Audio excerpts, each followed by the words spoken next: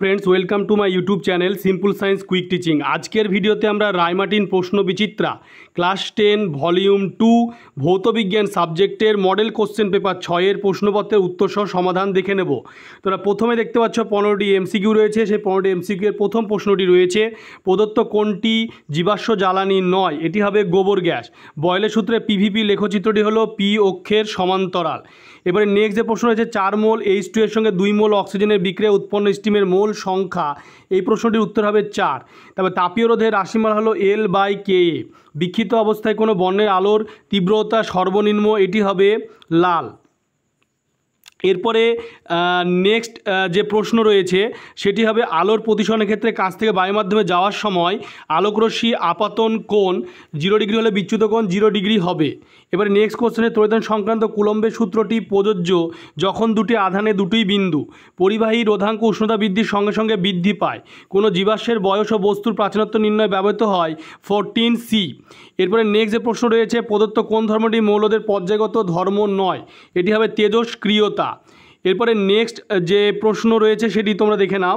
দেখতে পাচ্ছ প্রশ্নটি রয়েছে কেলাস গঠনে একটি সোডিয়াম আয়ন কতগুলি ক্লোরাইড আয়ন দ্বারা পরিবেশিত থাকে? 6টি।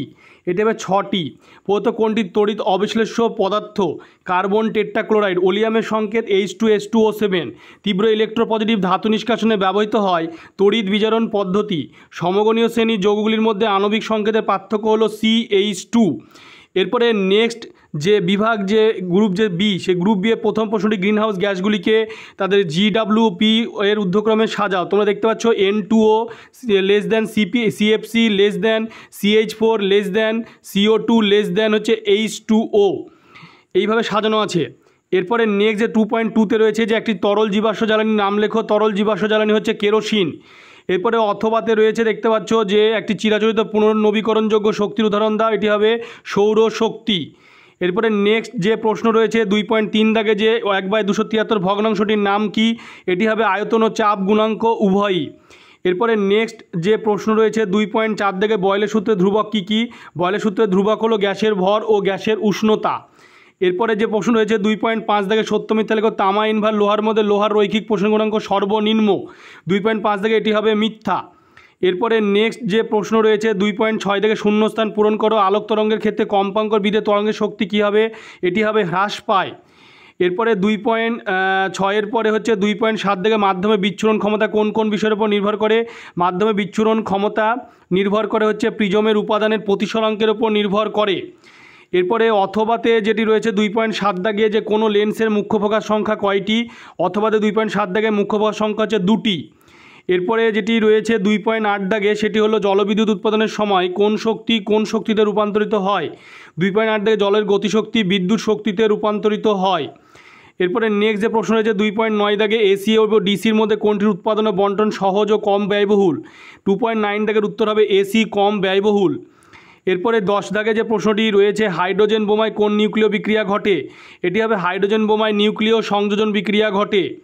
এরপরে অথবাতে প্রশ্ন রয়েছে যে একটি ইলেকট্রনের ভর m হলে বিটা কণার ভর কত হবে? এই প্রশ্নটির অথবা প্রশ্নটির উত্তর হবে m। এরপরে নেক্সট যে প্রশ্ন রয়েছে সেটি হলো নেক্সট যে প্রশ্ন রয়েছে 11, সেই প্রশ্নটি দেখে নাও। এইখানে রয়েছে সত্য বা মিথ্যা লেখো। তীব্রতম বিজারক ধাতু হলো লিথিয়াম। এই প্রশ্নটির উত্তর হবে কিন্তু তীব্রতম বিজারক ধাতু লিথিয়াম, এটি হবে মিথ্যা। 11 দাগের। এরপরে 2.12 দাগের লিথিয়াম, তারপরে পটাশিয়াম, সোডিয়াম, সিজিয়াম এগুলো ধাতু ধর্মের ঊর্ধ্বক্রমে সাজাও। দেখতে পাচ্ছ lithium less than sodium less than potassium less than হচ্ছে সিজিয়াম, এরকম করে সাজানো আছে। এরপরে যে 2.12 দাগে অথবা NF ও সিকে ক্রমবর্ধমান আয়নন শক্তি অনুসারে সাজাও। দেখতে পাচ্ছ C less than N less than O less than O F. এরপরে 2.13 দাগে যে প্রশ্নটি রয়েছে এমন একটি আয়নীয় যৌগের সংকেত লেখো যার ক্যাটায়ন আয়ন দুটিরই ইলেকট্রন বিন্যাস হিলিয়াম পরমাণুর মতো। এটি হবে লিথিয়াম হাইড্রাইড LiH।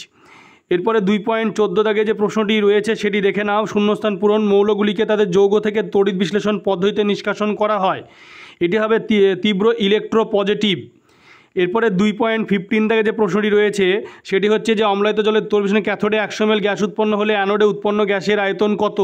2.15 দাগের অ্যান্সার হবে 50 ml। এরপরে যে প্রশ্ন রয়েছে 2.16 দাগে যে নাইট্রোলিমের রাসায়নিক উপাদান কি?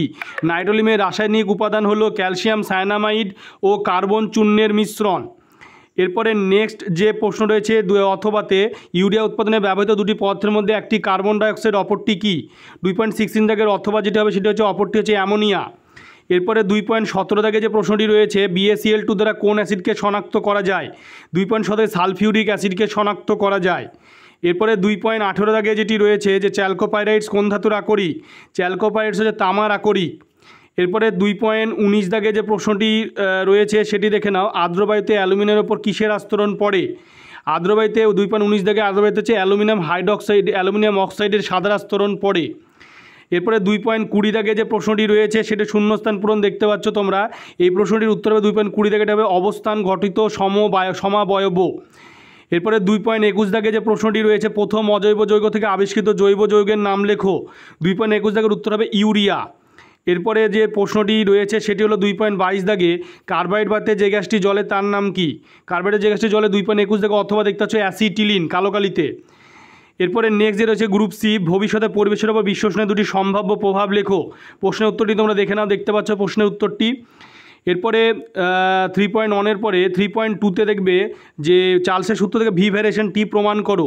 সেই প্রশ্নের উত্তরটি দেখতে পাচ্ছ, চার্লসের থেকে ভি ভ্যারিয়েশন টি প্রমাণ করো, দেখে নাও। এরপরে নেক্সট যে প্রশ্ন রয়েছে 3.3 দাগে সেটি হচ্ছে প্রশ্নটি একটি সিলিন্ডারে 8 ATM চাপে 9 লিটার হাইড্রোজেন গ্যাস আছে, উষ্ণতা স্থির রেখে 2 ATM চাপে 1 লিটার আয়তনে কতগুলি বেলুন ওই গ্যাসের সাহায্যে ভর্তি করা যাবে? প্রশ্ন উত্তরটি দেখতে পাচ্ছ, অঙ্কটি করে দেওয়া রয়েছে, দেখে নাও। P1 V1 = P2 V2, P1 ATM চাপ আর 8 ATM আর V1 9 লিটার, P2 2 ATM, তাহলে V2 কত বের করতে হবে? কাটাকুটি করে 36। এবার যেহেতু 36 লিটার বেরিয়ে গেল তাহলে 9 লিটারটা বাদ দিয়ে দিতে হবে, তাহলে 27। এবার ধরো এই বেলুনের আয়তনে 1, তাহলে 27কে 1 দিয়ে ভাগ করলে 27টি বেলুন। এরপরে অথবার পরে 3.3 দাগে রয়েছে যে অবতল দর্পণের ক্ষেত্রে ফোকাস দূরত্ব বক্রতা ব্যাসার্ধের মধ্যে সম্পর্কটি লেখো। দেখতে পাচ্ছ ফোকাস দূরত্ব বক্রতা ব্যাসার্ধের মধ্যে সম্পর্কটি লেখো। এরপরে 3.3 দাগের পরে 3.3 দাগে দেখো, তারপরে 3.3 দাগে অথবাতে রয়েছে প্রিজমের প্রধান ছেদের মধ্যে দিয়ে আলোকরশ্মি গতিপথের রেখাচিত্র অঙ্কন করে তাতে চ্যুতিকোণ উল্লেখ করো। দেখে নাও প্রশ্নের উত্তরটি, দেখতে পাচ্ছ, চ্যুতিকোণ উল্লেখ করো। এরপরে যে প্রশ্নটি রয়েছে 3.4 দাগে পরিবাহী রোধ পরিবাহী দৈর্ঘ্য প্রস্থের উপর কীভাবে নির্ভর করে সেই প্রশ্ন উত্তরটি দেখে নাও। এরপরে 3.4 পরে 3.5 NaCl CCl এর ফলে ধর্মের দুটি পার্থক্য লেখো। দেখে নাও NaCl CCl4 এর পার্থক্য। এরপরে যেটি রয়েছে NaCl এর পরে অথবাতে মিথেন অণুর ইলেকট্রন ডট গঠন করো। 3.5 দাগে সেই ইলেকট্রন ডটটি দেখে নাও।